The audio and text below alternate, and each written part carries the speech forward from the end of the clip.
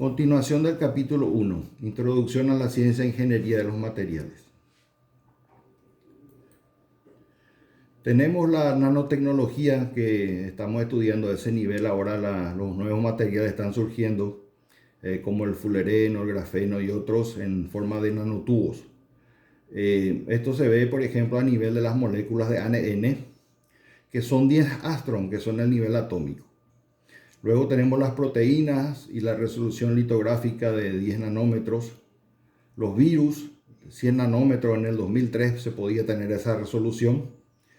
Y las células se estudiaban ya en el 1970 con los microscopios que alcanzaban 1 micrómetro a 10 micrómetros. Con lo cual se hacía también los transistores, a lo que se llamaba micro. Y los nanos estaban en este nivel, entre 1, 10 y 100 nanómetros. Eso podemos ver con microscopios electrónicos. Bueno, entonces tenemos un átomo, está formado por moléculas, por una celda unitaria. La celda unitaria, conjuntos, forman una celda y un conjunto de celdas y un cristal. Se forma así.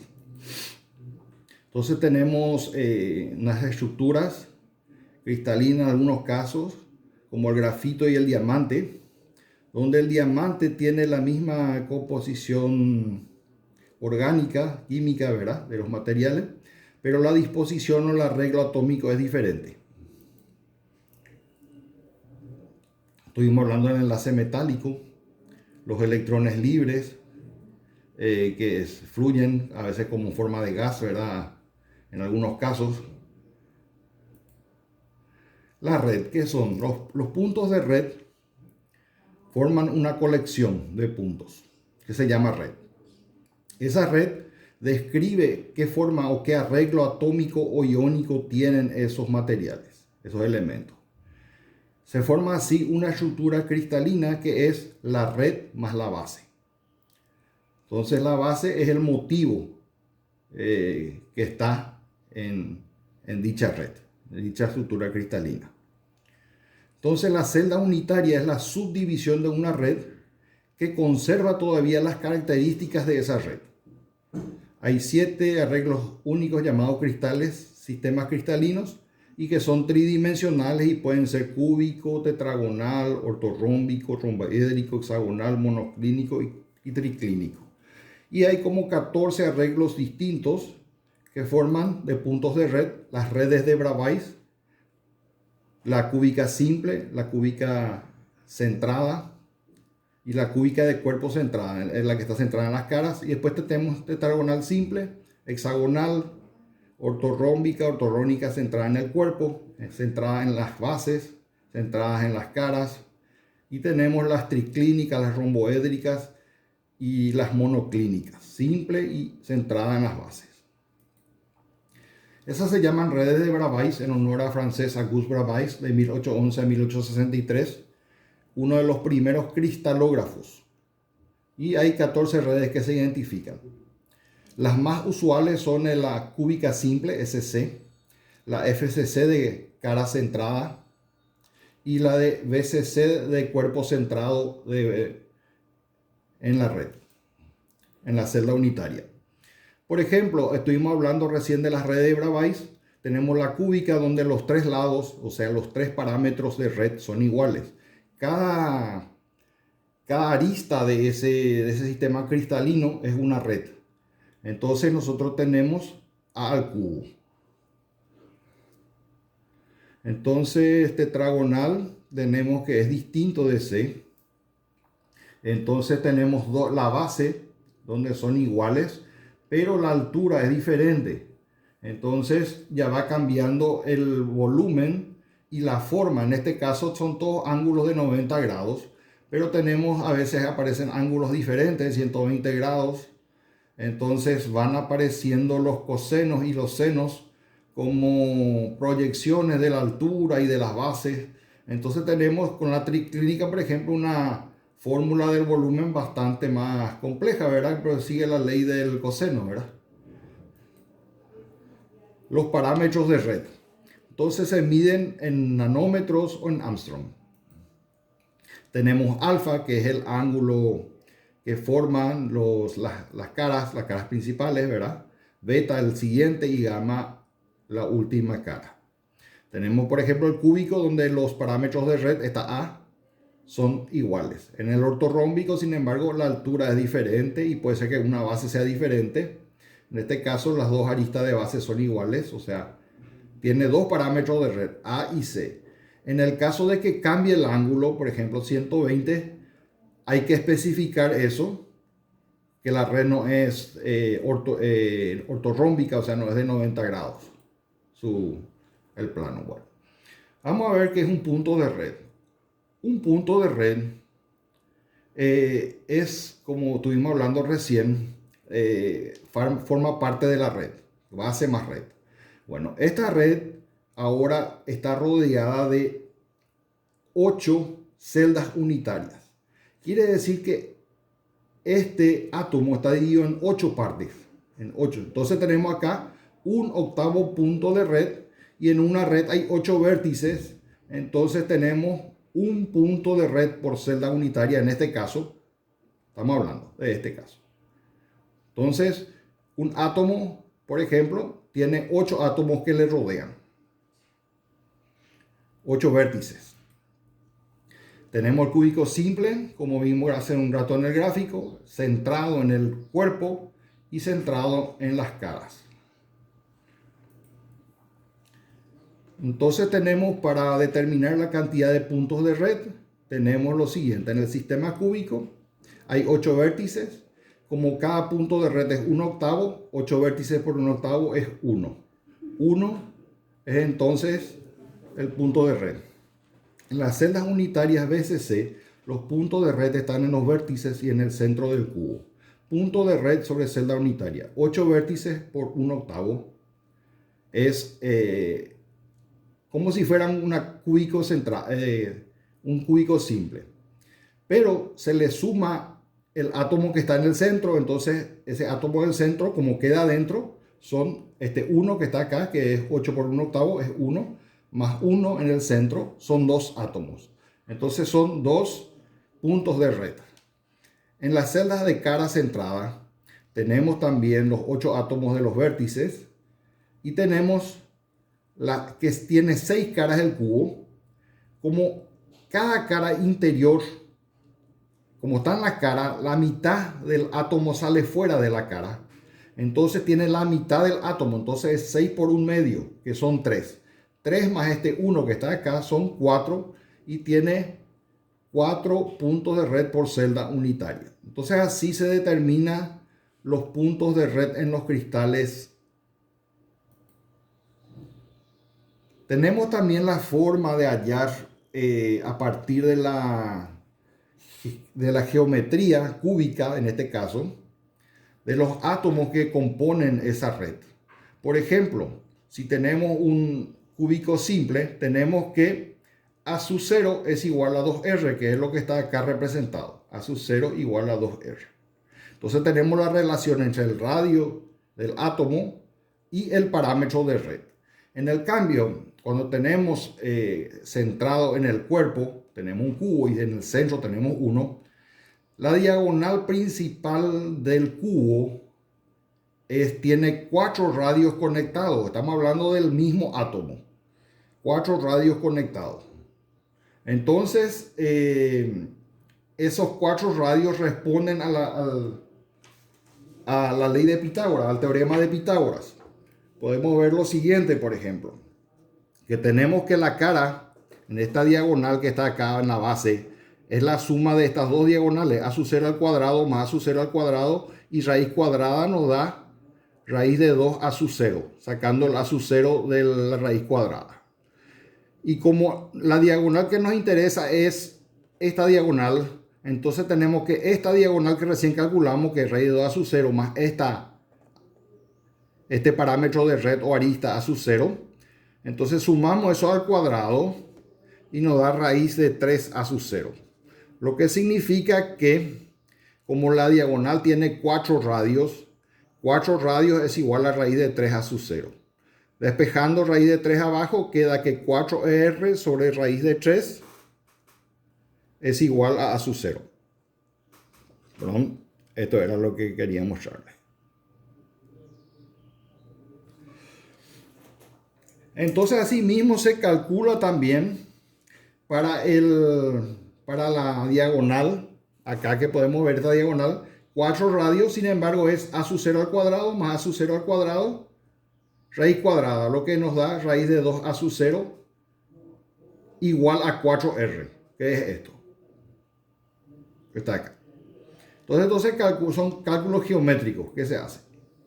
Número de coordinación es el número de átomos que tocan a determinado átomo, o sea, la cantidad de vecinos más cercanos a ese átomo en particular.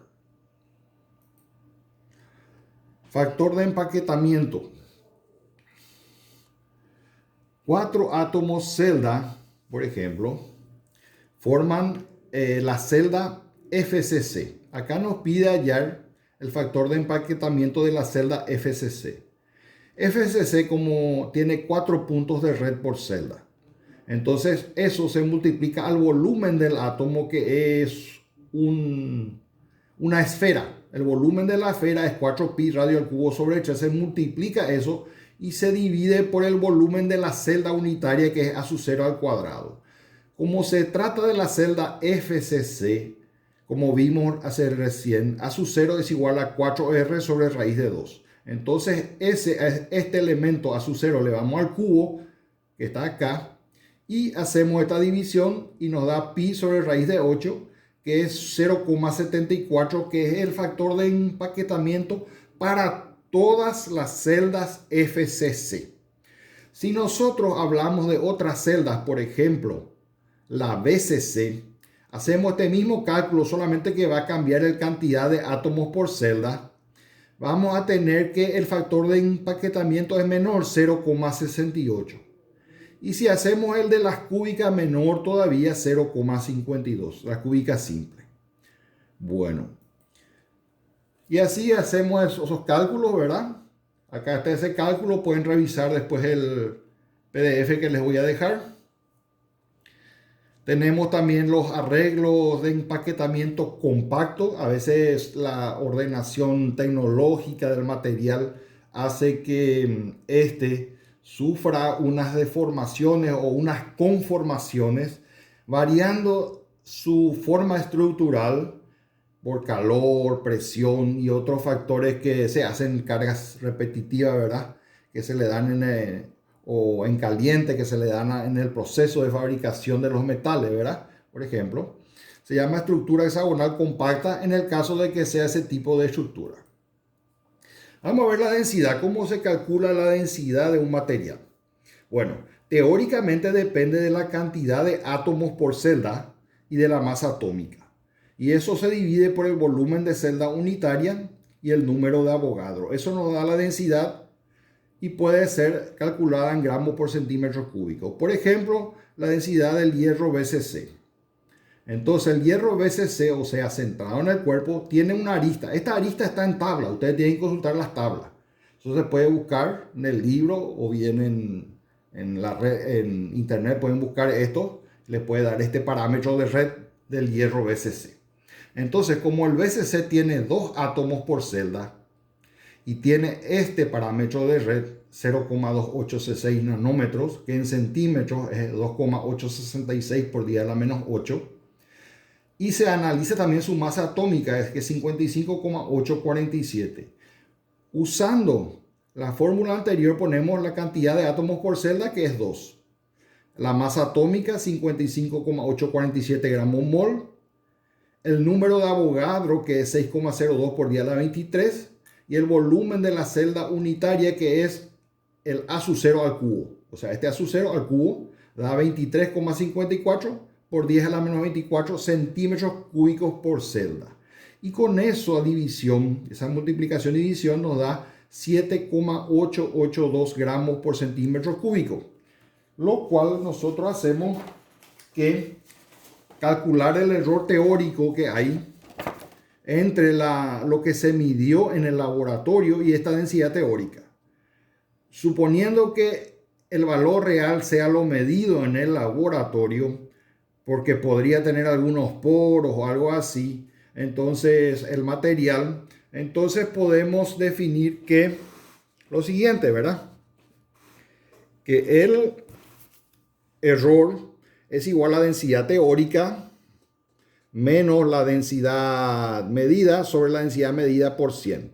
Entonces hacemos 7,882 menos 7,870 sobre 7,870 por 100, lo cual nos da 0,15% de error.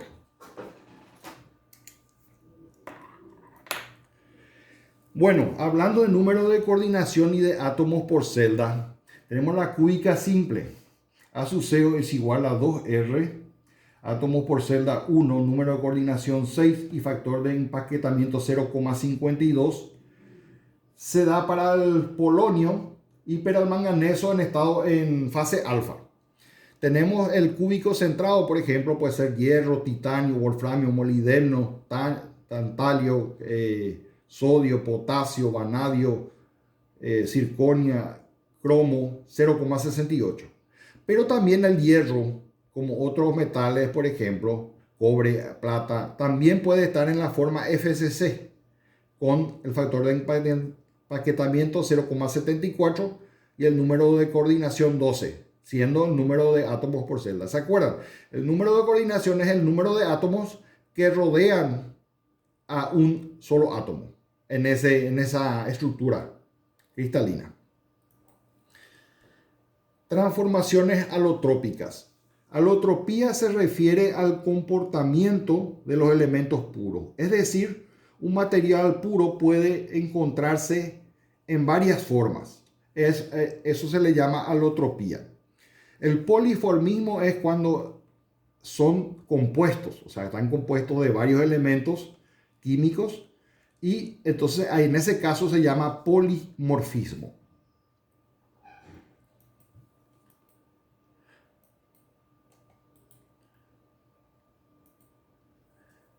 Entonces acá podemos ver en el caso de una estructura monoclínica, se ven que el volumen de la celda ya cambia ya no es más cúbica, ya es prismática, es con un cierto ángulo, ¿verdad? Entonces el cálculo es un poco más complejo, pero pueden ir haciendo, fíjense un poco en los materiales que les pasamos.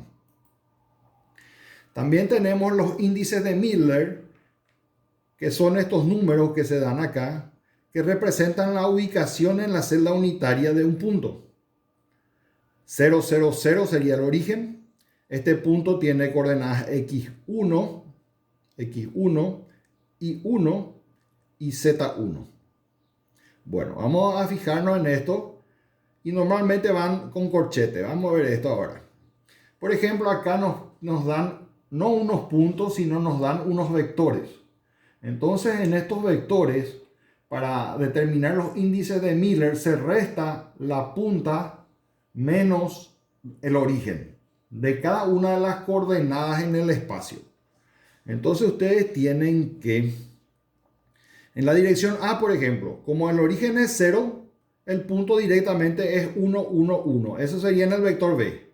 En el vector C, que es este que le estamos mostrando acá, es que no es ninguna diagonal ni nada. Parte del medio en X. Medio en X, 1 en Y y 0 en Z, o sea, no tiene altura. Y el otro punto está 0, 0, 1. 0 en X, 0 en Y y 1 en Z. Entonces restamos los extremos, o sea, 0 menos un medio me da este menos un medio. 0 menos 1 me da este menos 1 y 1 menos 0 me da 1.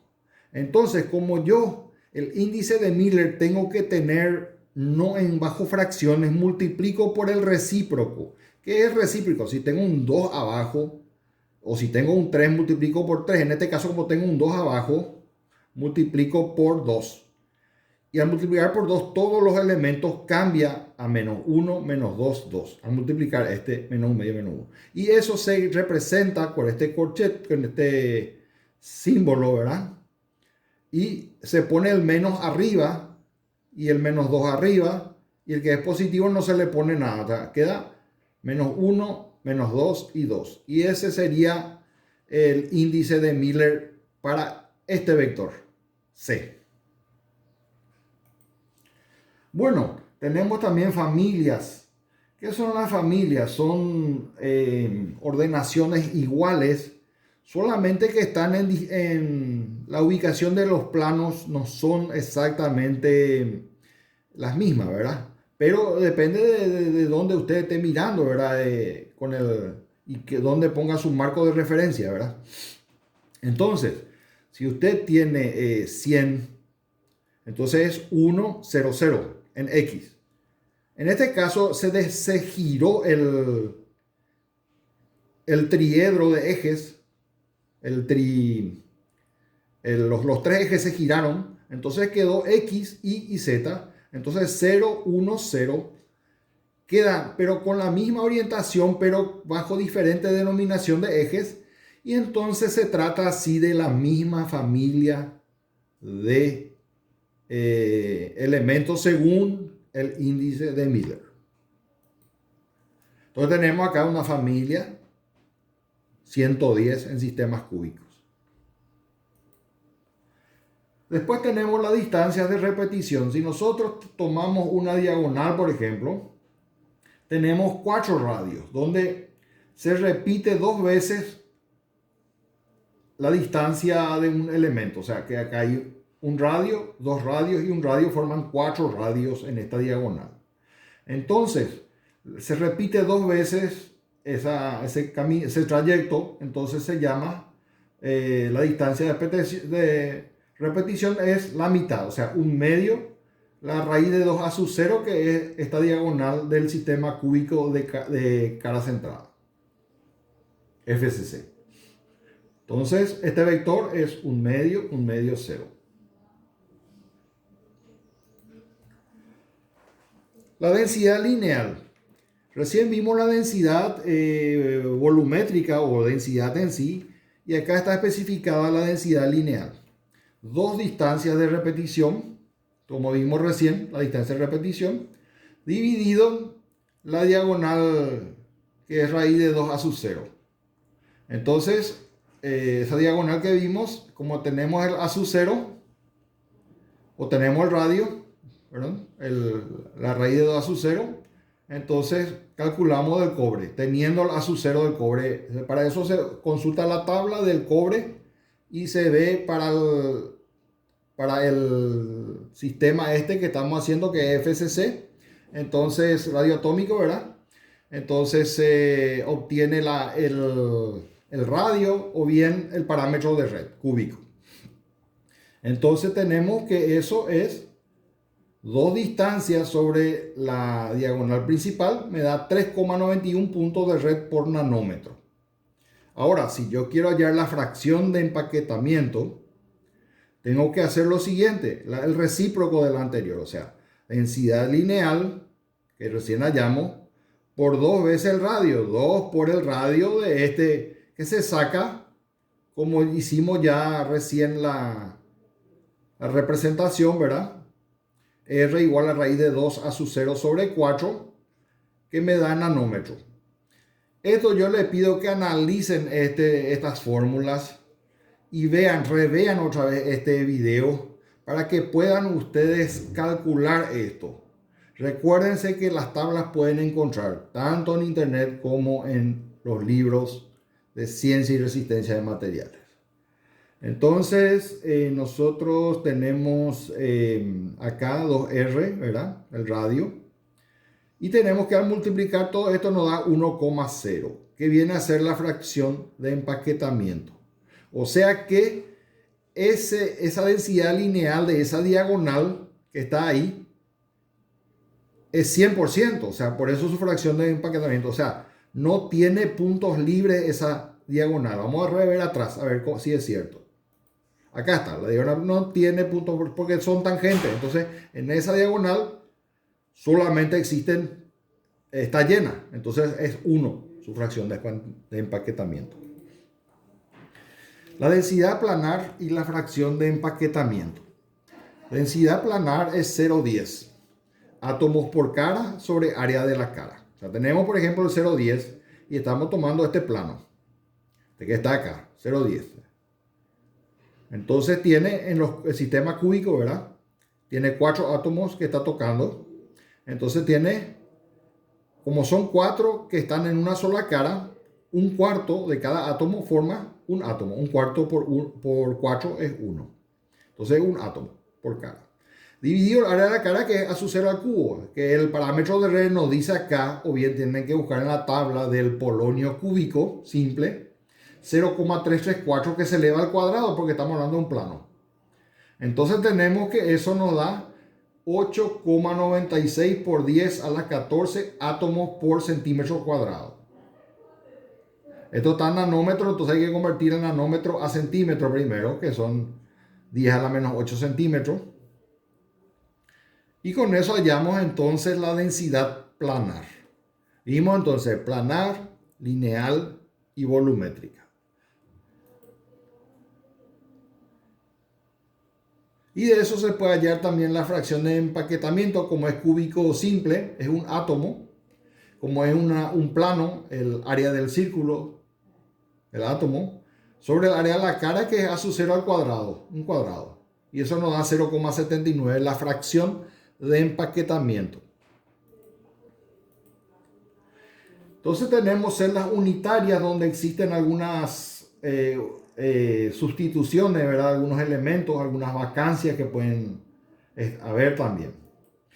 Entonces nosotros tenemos que, de acuerdo al número de coordinación que hemos hablado, tenemos la representación lineal o de triángulo o de cubo o de octaedro o de tetraedro, de acuerdo a la relación de átomos de los radios, ¿verdad?, que haya entre los átomos. Tenemos un átomo pequeño, por ejemplo, acá, y átomos grandes. Si la relación entre el átomo pequeño y el átomo más grande está entre estos valores, entonces estamos hablando de un centro de triángulo que es intersticial y de un número de coordinación 3. Lo mismo si hacemos en un cubo que tiene un número de coordinación 8 y tenemos un átomo diferente a los otros, ¿verdad? Y tomamos la relación entre el radio de ese átomo y los que están en los vértices, y esa relación está en el orden de 0,732 a 1, podemos decir que corresponde a un cubo, o que va a corresponder al formarse a una estructura cristalina cúbica centrada en el cuerpo. También tenemos la posibilidad de que los 4 radios estén acá y que los átomos sean diferentes en algunas partes cuando ya se hacen con materiales compuestos, ¿verdad? Materiales químicos combinados, ¿verdad? Enlaces químicos, reacciones químicas. Bueno, entonces a su 0 es igual a 4R sobre raíz de 2. Eso es la arista normal. Pero nosotros ahora tenemos la introducción de un radio menor, de 2 radios menores, que es este atomito que entra ahí en ese intersticio. Entonces hay que hacer el cálculo, va a variar. En vez de ser 4R, va a ser 2R más 2R. Dentro del mismo espacio que tenía la estructura cristalina en un comienzo. Entonces con eso podemos correlacionar eso. Eso yo les pido que estudien, y si quieren consultar pueden preguntar por Classroom, ¿verdad? Y estaremos tratando de despejar eso. No queremos concentrarnos demasiado en esto porque esto ya escapa un poco al alcance de lo que sería nuestro curso este semestre. Entonces hay una relación de radios que recién hablamos, ¿verdad? Y eso va a depender entonces de qué número de coordinación va a tener y el tipo de ordenación. Y tenemos también que en base a eso vamos sacando los factores de empaquetamiento, el volumen de la celda unitaria, etc. Entonces acá tenemos los radios también, en este caso el óxido de magnesio, el cloruro de calcio también es igual, es similares, son la estructura atómica. Pero los radios son diferentes, entonces a 0,50, y el número de coordinación en este caso, si miramos la tabla anterior, es 6. Entonces tenemos eso y sumamos, como son radios diferentes, 2 radios sumamos, y eso nos da una determinada parámetro de red, en centímetro o en nanómetro. Y podemos hallar de vuelta la densidad planar multiplicando el número de átomos que tiene, esta es la densidad volumétrica, ¿verdad? el número de átomos o de magnesio o de cationes de magnesio y de iones de oxígeno que tiene por sus radios, por su masa atómica, ¿verdad? Dividido el número de Avogadro y el volumen de la celda unitaria cuya arista recién calculamos. Lo mismo puede hacerse con el galio, por ejemplo. La densidad de masa sobre volumen un poco más sencilla aparentemente. Hay que estudiar cuántos átomos tiene de arsenio, ¿verdad? Arsenio y el número de Avogadro. Y en un volumen determinado que va a depender del espacio que se le da para que se desplace ese gas. Entonces tenemos varias estructuras cristalinas complejas, ¿verdad? En algunos casos tenemos algunos huecos, algunos vacíos. Entonces se calcula eso. Si tenemos esto que detectamos en el microscopio electrónico, por ejemplo, algo así, o detectamos por las propiedades físicas del material, ¿verdad? Entonces nosotros podemos hacer a partir de la geometría de esa representación de red, ¿verdad? De red cristalina, de estructura cristalina, podemos determinar su diagonal en base a la arista, ¿verdad? O su radio en base a la arista. Bueno, entonces así tenemos los huecos y los átomos. Entonces el factor de empaquetamiento en este caso es mucho menor. ¿Por qué? Porque se incluye vacío en el átomo. Y bueno, tenemos la difractometría de rayos X que sigue la ley de Snell de refracción, ¿verdad? Y con eso se estudia los ángulos y la intensidad en escalas que cada aparato capta, ¿verdad? Y cada curva o tipo de curva que va lanzando representa un material componente del sistema y también la fase en la cual se encuentra ese material. Eso se puede estudiar, un estudio ya de posgrado probablemente o de especialización de que puedan hacer ustedes. Tenemos, por ejemplo, el nivel nanométrico, es el nivel de la atracción electrostática entre las partículas. También tenemos proceso de difusión, 100 nanómetros, interceptación de partículas, 200, 300 nanómetros, el impacto inercial, estamos hablando de 600 nanómetros, un tamizado, estamos hablando de 5000 nanómetros, y la sedimentación estamos hablando de 10.000 nanómetros. Conviertan ustedes eso a centímetros y tengan eso como tarea. Muchísimas gracias.